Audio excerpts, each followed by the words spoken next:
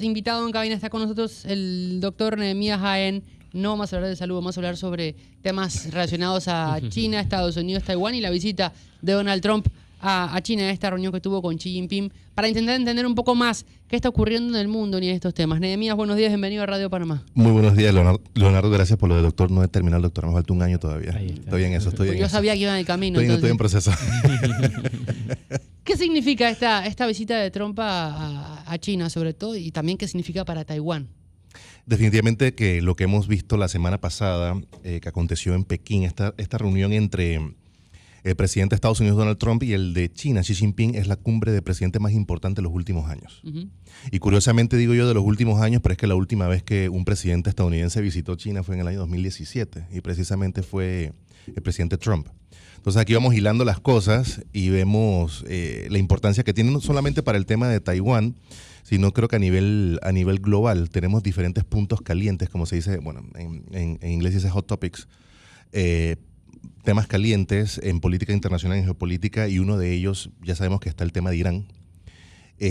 Yo creo que allí ha habido mucho acercamiento en esa reunión para discutir ese tema, para poder ver hasta dónde China está dispuesta a colaborar en que haya cierto nivel de solución para el tema de Irán. Pero es que también de ese lado tienen su tema, que es el tema de Taiwán.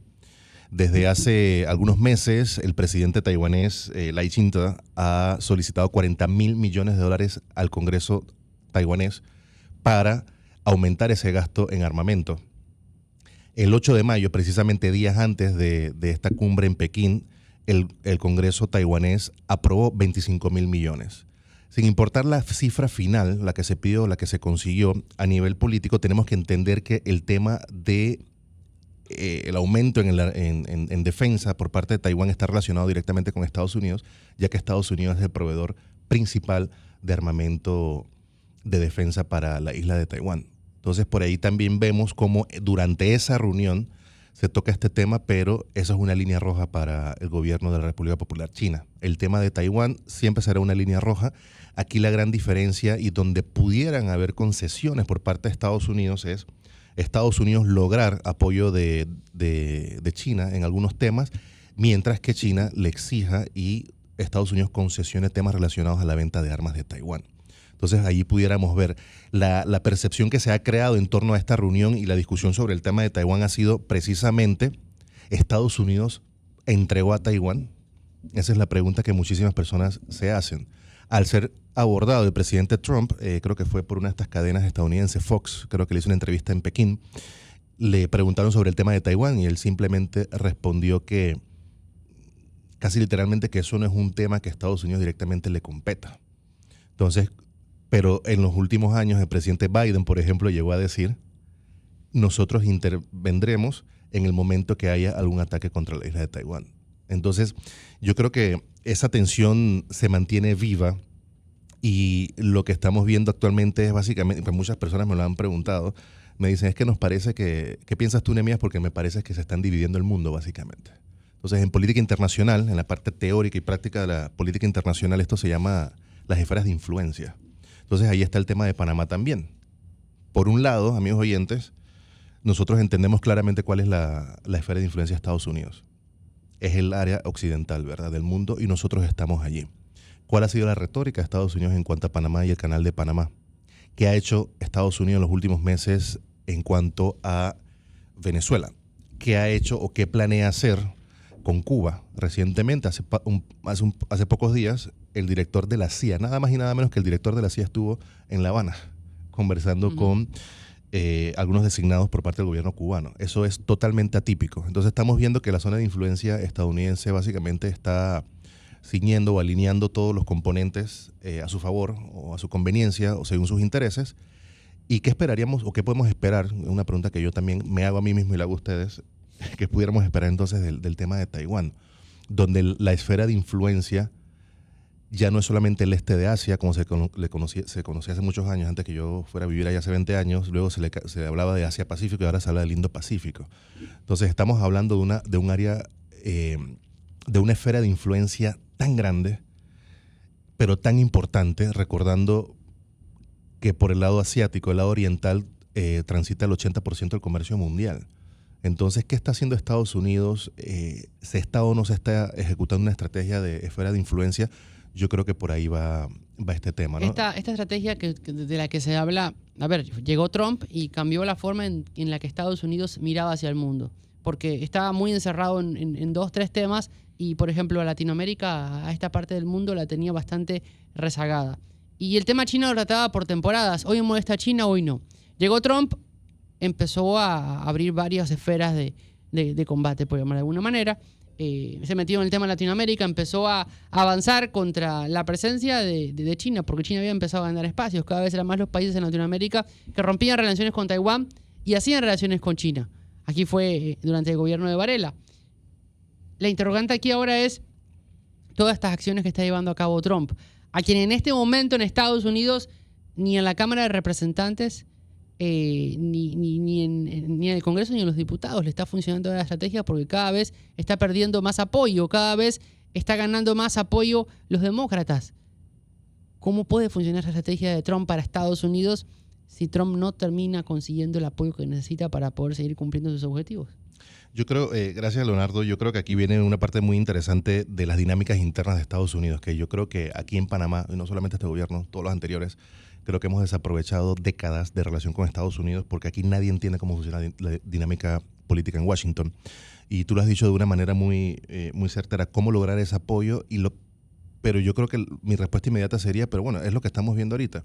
Trump sale de Estados Unidos, se va él a China a reunirse con el presidente Xi Jinping.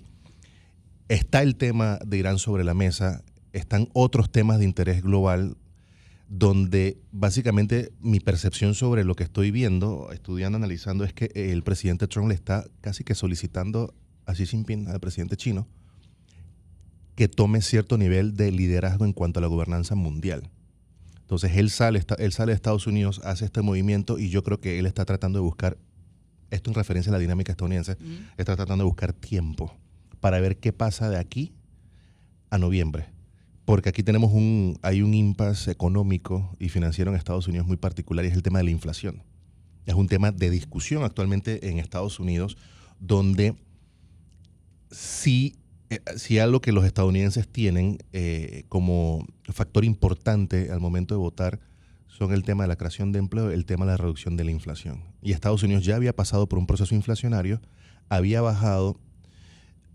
El presidente Biden sí había hecho mucho esfuerzo en los temas de empleo y bueno, aquí lo acomodó mejor el presidente Trump y en este momento en el que nos encontramos, Estados Unidos vuelve a estar marcando muy alto con el tema de la inflación. Entonces yo creo que él está tratando de ganar tiempo, mientras él mismo, al mismo tiempo está tratando como que de darle la vuelta a algunas decisiones y acciones que él ha tomado en las últimas semanas, últimos meses.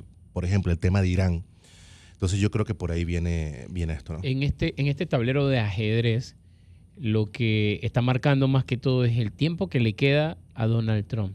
En ese panorama político, porque digo, nosotros desde acá podemos ver, uno, que Estados Unidos siempre que tenga una buena economía y que tenga una seguridad, la gente como que se aguanta sus par de cosas, pero ya le falta poco tiempo también a Donald Trump. ¿Cómo marcaría eso uniéndolo al tema Taiwán?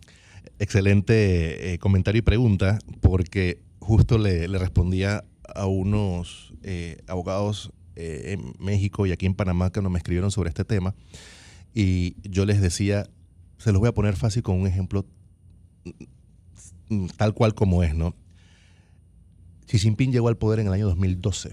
Los periodos presidenciales en China normalmente son periodos completos de 10 años segmentados en periodos de 5 años. Y cada 5 años está el tema de la publicación de las reuniones masivas de la Asamblea del Pueblo de China, de donde se prepara todo esto de los documentos sobre la hoja de ruta a seguir por los próximos 10, 15, 20 años. Pero Xi Jinping se ha quedado más de 10 años. Es el primer presidente en las últimas décadas que pasa de esos 10 años. ¿A dónde voy con esto? Él llega en el 2012. Trump por última vez se reunió con Xi Jinping en el 2017, en su primera presidencia. Han transcurrido 9 años desde que un presidente estadounidense se reúne en una cumbre de este nivel con un presidente chino. Pero ¿quién sigue estando en China en el poder?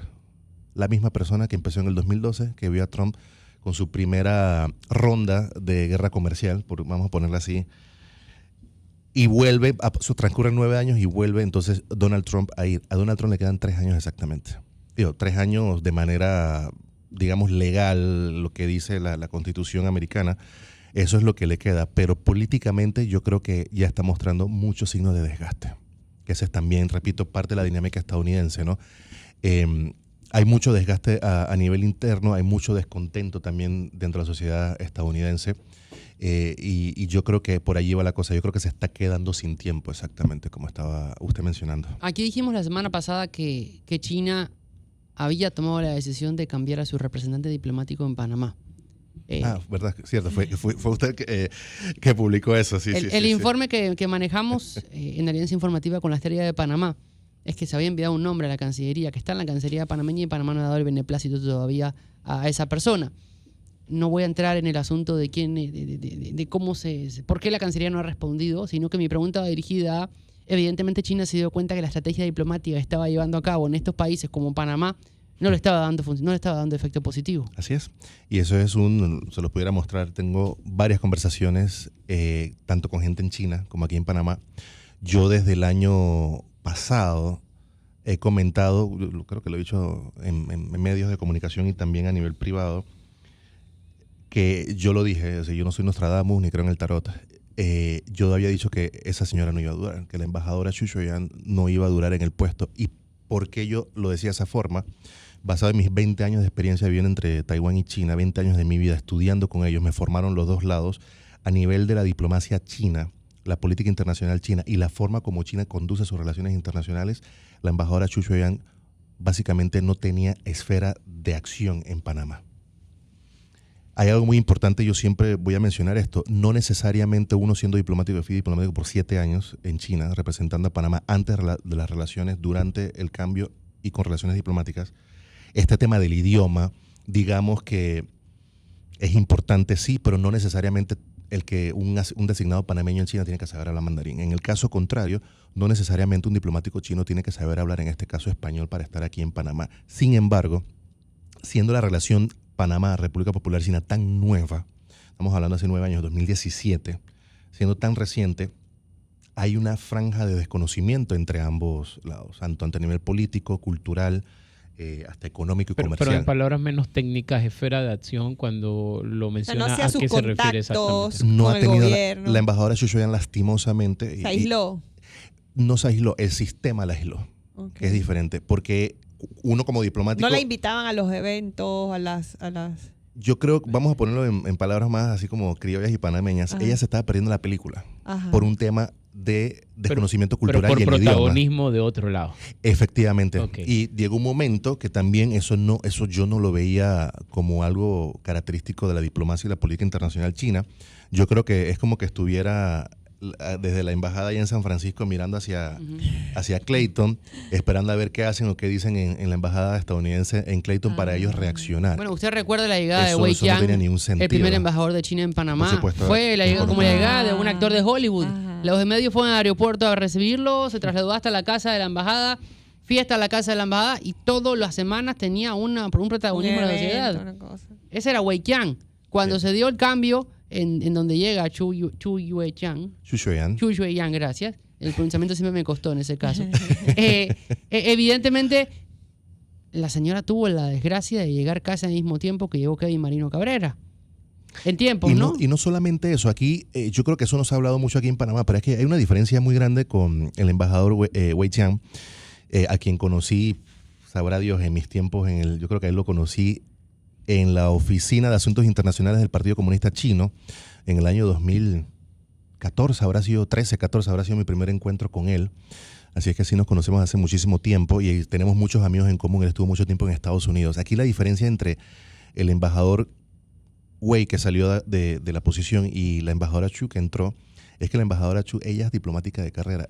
El embajador Wei, él es miembro de la diplomacia del Partido Comunista Chino. No es lo mismo ser en China, no es lo mismo ser diplomático de la Cancillería china que serlo del Partido Comunista. Entonces, de hecho, hasta en temas de política, de perspectiva, de análisis, de opinión, son muy diferentes. Entonces también ¿qué hizo? Y ahí está la diferencia también del embajador Wei. Claro, con sus contadas, con todo lo que en ese momento le permitía a él hacer de más, porque hizo de más en este país. Él políticamente, manejando el idioma español, tenía más zona de influencia y más zona de acción. Él se podía mover, él sí veía la película, él sí la podía ver, la podía interpretar de una mejor forma. Y lo que hemos visto últimamente, pues es la embajadora siempre con el tema de la interpretación y demás. Muchas personas decían que como venía de Washington, había sido ministra consejera en la embajada en Pekín, iba a ser muy fácil para ella poder llegar aquí a Panamá y moverse. Entonces, los tiempos políticos han cambiado. El el embajador Wei Qian, el último embajador de China en Panamá, él básicamente entraba y salía a la presidencia de la República como le diera la gana. Él parecía un ministro de Estado. En este caso, a la embajadora yo creo que la han invitado a la presidencia de la República 2 veces y creo que ha ido a la Cancillería 3. Yo creo que ahí vemos entonces cómo han cambiado los tiempos políticos, pero eso por las decisiones que ha tomado Panamá desde el 2017 en adelante. Y Cancillería a veces manda notas a los funcionarios para que tengan cuidado con quién. Es parte de la práctica diplomática, ¿sí? mantener distancia de ciertos enviados. 8 o 11 minutos, Nehemías. Quiero agradecerle por el tiempo que nos Siempre ha a la dado. orden. Ojalá podamos seguir conversando porque Gracias, el tema da Lidia, para analizar mucho más. Y bueno, ojalá establezcamos una nueva fecha con el fin de poder darle mayor docencia a la audiencia, porque la idea es contar qué está pasando, explicarlo a nivel político y diplomático, y que la gente entienda por qué se da un hecho, por qué se da lo otro, y que simplemente el juego de ajedrez se sigue moviendo. ¿Cómo puede ¿no? quedar Panamá en medio de esa Siempre jugada? lo más importante es cómo puede quedar Panamá en medio de todas estas Que discusiones. hemos sido amigos, aliados y todo. unas relaciones históricas, ¿no? Licenciado, gracias. Doctor, A la orden. gracias.